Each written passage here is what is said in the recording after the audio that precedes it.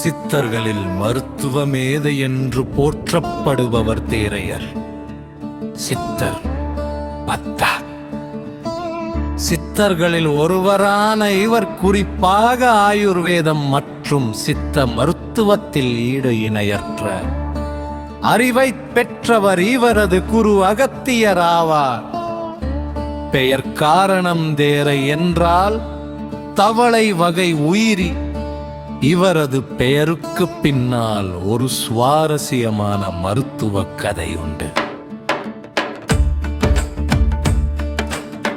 ஒருமுறை ஒரு நோயாளிக்கு தலைவலி நீங்காமல் இருந்தது. அகத்தியரின் சீடரான தேரையர் அந்த நோயாளியின் மண்டையோட்டிற்குள் ஒரு தவளை இருப்பதை தனது ஞானத்தால் கண்டறிந்தார்.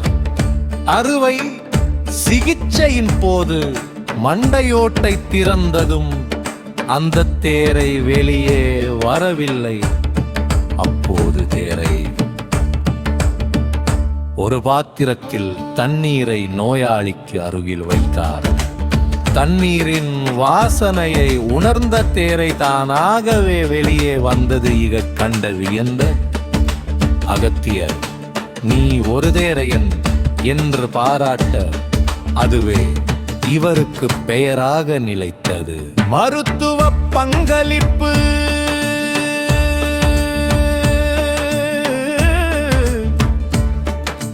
தேரையர் சித்தர் இயற்றிய நூல்கள் இன்றும் சித்த மருத்துவம் பின் அடிப்படை ஆதாரங்களாக உள்ளன. தேரையர் யமக வெண்பா நோய்களை கண்டறியும் முறைகள், தேரையர் சேகரம் மருந்துகள் தயாரிக்கும் முறைகள், தேரையர் கரிசலை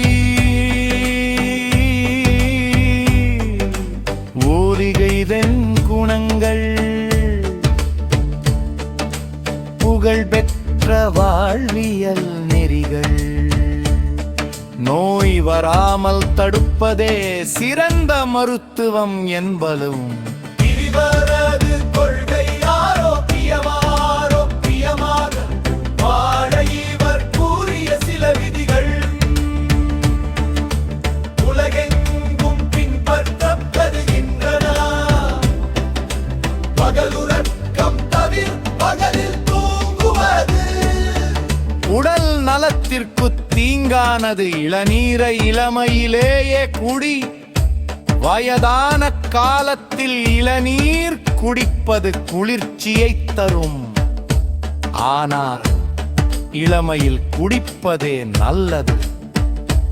பழைய சோறு காலையில் பழைய சோறு சாப்பிடுவது உடலுக்கு குளிர்ச்சியும் பலமும் தரும்.